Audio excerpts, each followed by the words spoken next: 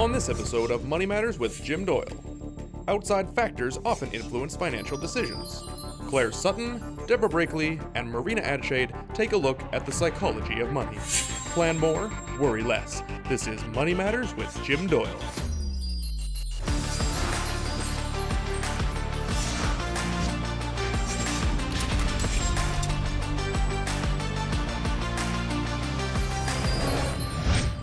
Does dealing with money and investments make you feel anxious?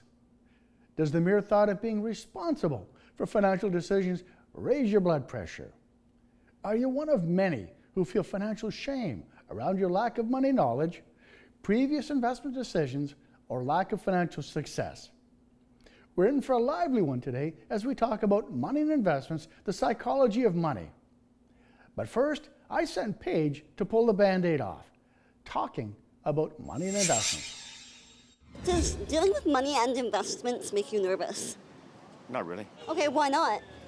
That's my field of expertise right now. I'm in venture capital. So, Okay, interesting. So raising money and dealing with money is something I do on a day-to-day basis. No, not at all. I'm sorry. Tell me more about that. I'm privileged. If you have some money, I think, it's easier to spend than to invest. So, no, I'm not the nervous type about money, not at all. I like to invest and buy and shop. Investment, it could be scary thing. So I lost lots of money before in the stock market. So, but if you just want to put in a bank, I guess should be okay. A little, not too much, but I retired at 57. I'm not going to reveal my age now, but fortunately I had a pension, which helped. We've both invested through the stock market, so we've done reasonably well. Isn't the confidence we're seeing great? But as a financial planner, I've met with hundreds of people over the years who just don't have that confidence.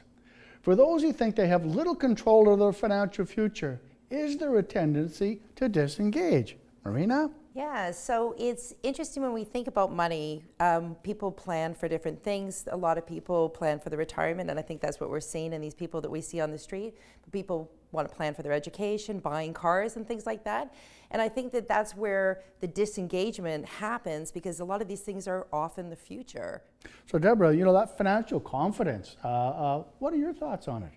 Well, my thoughts are that if you don't have a background in money and money management, then you can feel very overwhelmed by even dealing with numbers and what to do with money. And then you can feel ashamed and embarrassed and quite fearful about, what do I do with money? I don't understand. Is money really a four-letter word?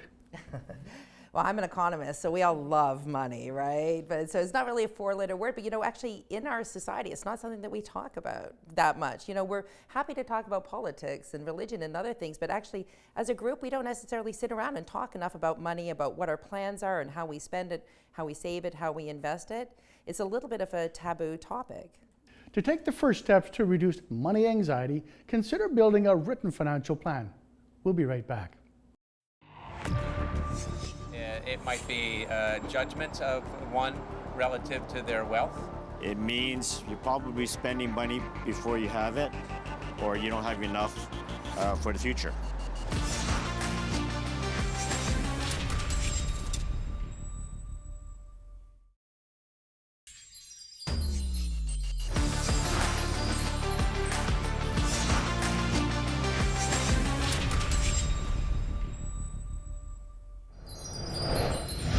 In this segment, we're talking about oil and water.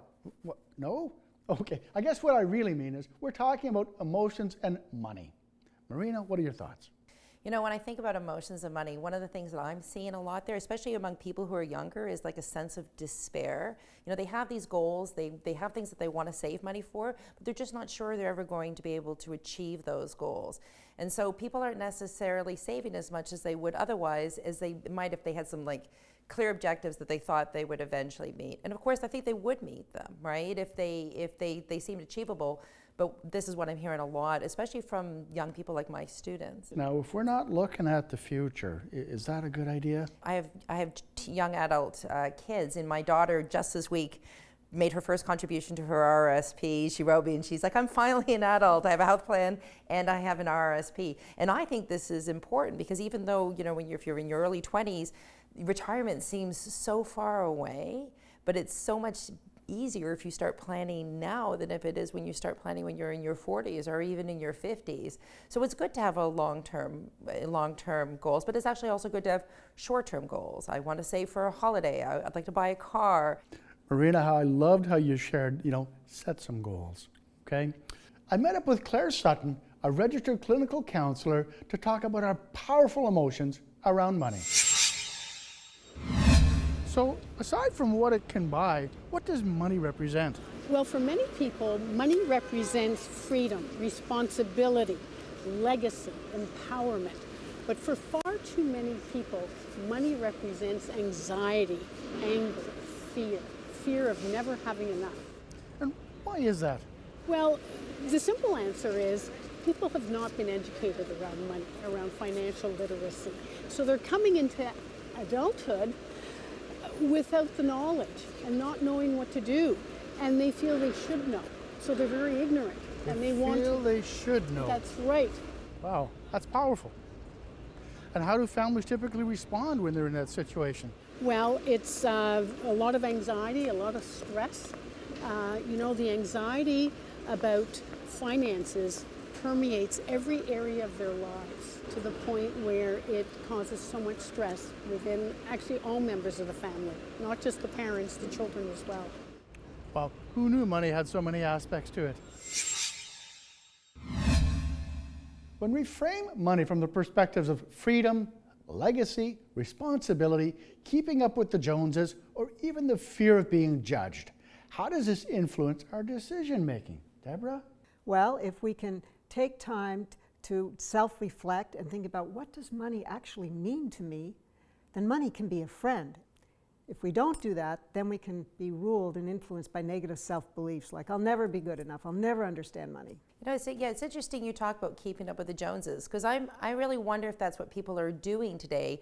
I think that what people want is freedom. I mean, they want to be able to make choices about how long they work for, where they get to travel the world, those types of options. And that's just choices is what people are looking for rather than money. I don't think that anybody's really made particularly happy with a certain bank balance other than the fact that it gives you security. So to me, that's what it is. It's about having options about how you will live your life. Freedom and choices. Let's go back to Paige as she introduces us to the concept of money shame. When you hear the term money shame, we talk about embarrassment around finances. What does that look like to you? I'm imagining it might be judgment of one relative to their wealth. Money shame. It means you're probably spending money before you have it, or you don't have enough for the future. We are retired, so there is a kind of budget now. Before we were probably not thinking that much about, how to deal with money. But now we think a little bit more how to spend our money. Still, we're spending it. And sometimes, a little bit like, wow, are we doing the right thing? But it's not a shameful thing. I think money is there to be used and to be enjoyed. Well, if they couldn't pay their bills, I'm sure they would be embarrassed. Or if they went to use their credit card and it wouldn't, if they were overdrawn on their credit, I think that would be embarrassing. For me, it would be that I didn't think about investing early enough. In other words, I assumed things would work out without my paying a lot of attention to it, and it didn't. So Marina, I gotta ask, is money shame a real thing? I think that it's interesting. When I was thinking about this, I was thinking a lot about social media and how much is shaping how other people are living their lives. And I really wonder if that's a source of this, where you look on social media, you see your friends on fabulous holidays, they have beautiful homes, they're succeeding in all these areas of their life, and I think that people do feel ashamed.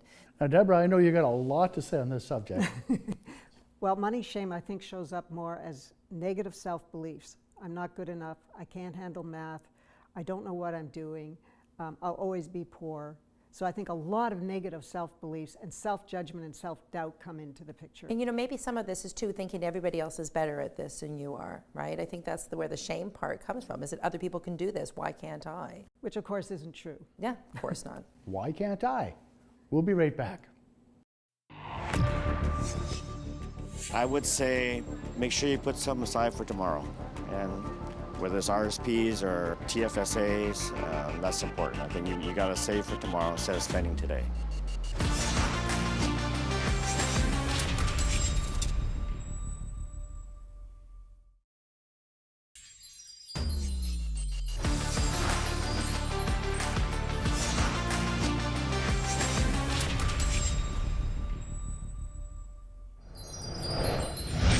Welcome back. As a planner, it's not uncommon, having earned our clients' trust, for them to open up and share anxiety about running out of money. Where does that come from, Deborah?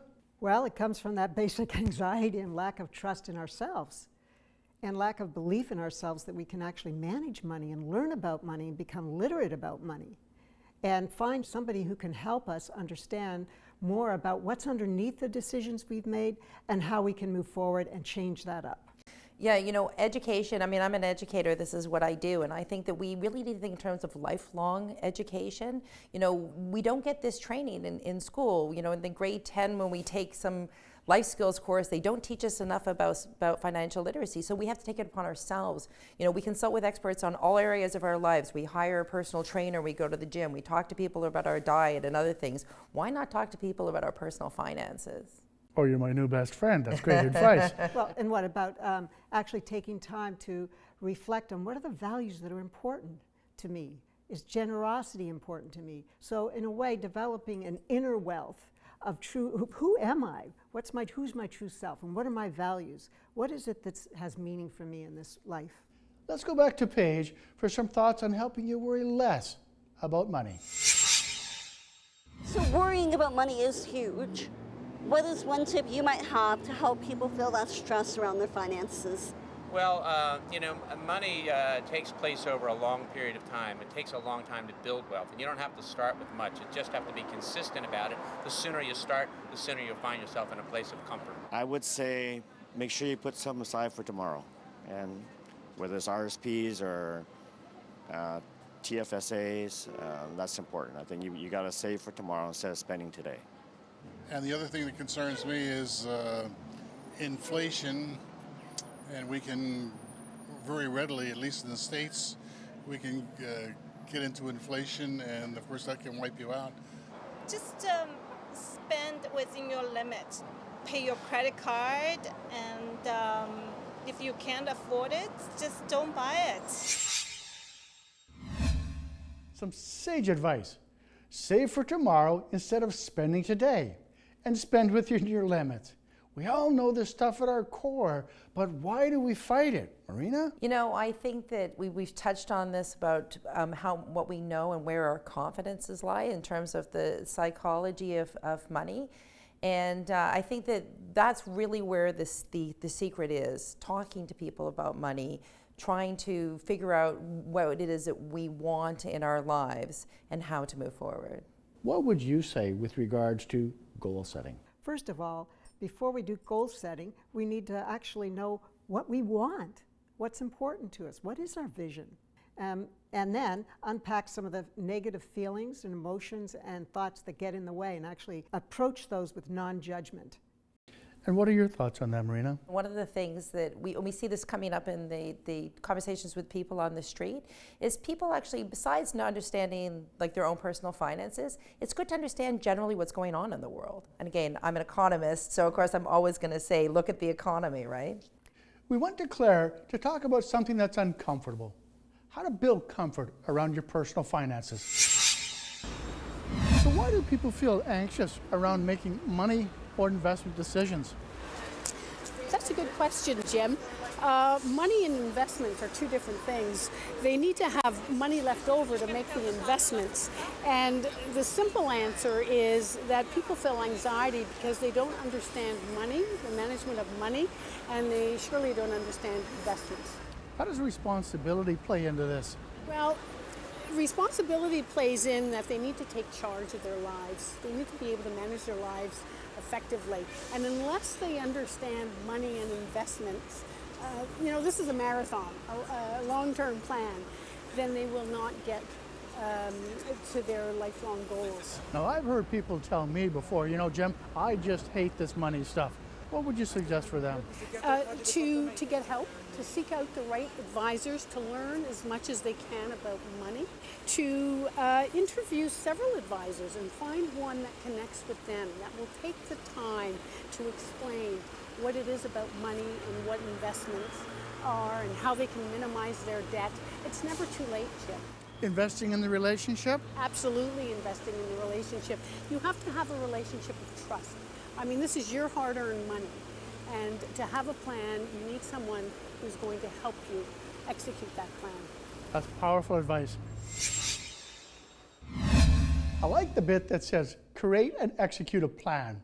What advice would you offer to help people feel less stressed around their money choices? Well, the first thing that came to mind was take more deep breaths. And again, unpack any negative self-beliefs and emotions that are going to get in your way of actually approaching money with your thinking brain and your logic brain. Do you think we know that we have these beliefs? I think so. My advice here would be to take a long run perspective. Understand that sometimes you have bad days and sometimes you have good days. It's like being on a diet or something like that, where you have to, think in a long term. And I think that actually would alleviate a lot of stress. Build your financial literacy. Where do you suggest people start? I mean, there's lots of good online sources. It's really important to know in Canada what the options are for us, for the tax-free savings account, the RRSP. I think that's where I would start, is to figure out those things which I think are kind of low-hanging fruit for investing. I love where you're going with this. Deborah? If you feel intimidated by reaching out to a financial professional, then maybe just start from one of your friends who you trust, who you can actually talk to about your money situation. Wonderful advice. You know what? We're going to be right back. Taking those first steps seem quite daunting. There's a lack of control, a lack of responsibility, which stems from a lack of knowledge on what to do and who to trust.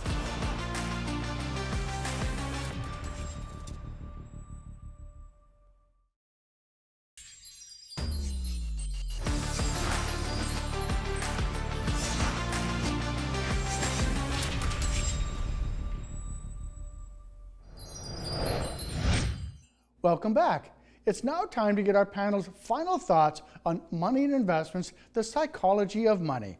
Marina. I think my final thoughts here is that the best idea is to take a whole life perspective. Spend some time thinking about what your short-term goals are, your medium-term goals are, your long-term goals, and think about how you want to reach them and set reasonable limits. I think that a lot of problems that people run into that cause a lot of stress is always focusing on that short run, paying that credit card bill, paying that mortgage payment, not thinking long run enough. People spend, more time planning their 2-week vacation than they spend planning their futures. So, Deborah, what are your final thoughts? My final thoughts, and to build on what Marina's mentioned already, is to take a holistic approach to money and money management. That is sort of on the material level, what are my goals?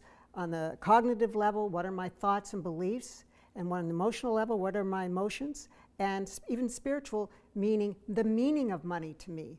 And if we need to go to a counselor or a therapist to do that, then do it. But to spend time reflecting on ourselves, that means we need some quiet time. We need to set some time aside to be mindful and conscious of what we're thinking and what we're doing. So, Deborah, I love how we're talking about letting go of baggage. Now, let's go to Claire for her final thoughts. So we're talking about money, friend or foe. What are your final thoughts? Well, money. Gee, for people who have a lot of money as well as for people that don't have too much, a lot of their feelings right now are anxiety. They're feeling overwhelmed, stressed out. They don't know who to ask, where to start, how to change. So taking those first steps seem quite daunting to so many people, whether they, as I said, whether they have money or not. So, do you get a sense that they don't feel in control of their choices? That's right. There's a lack of control, a lack of responsibility, which stems from a lack of knowledge on what to do and who to trust, how to take that first step. And the changes, there is hope though. The changes don't have to happen overnight. They can't. This is a lifelong process. People can start reading certain blogs, reaching out to different financial advisors, get enough knowledge a little bit at a time until you find the advisor that you trust and want to work with long term. So moving away from that money fear to making money work for you. That's right. Fear is, you have to conquer your fear by learning more about the subject matter. Those are great tips. Today's show shines a light on how our money choices are influenced by psychological, emotional, cultural, and social factors. My final thought: our actions, as much as our habits, determine our financial outcomes. For more ideas, follow me on Twitter at @JDoyleVancouver. Now, I want to thank Claire. I also want to thank you, Marina. Thank you for having me. And I want to thank you, Deborah, Well, thank you for giving me this opportunity. for appearing on our show today, Money Matters. Because financial aspects touch so many elements of our lives, it pays to get great advice. Plan more and worry less.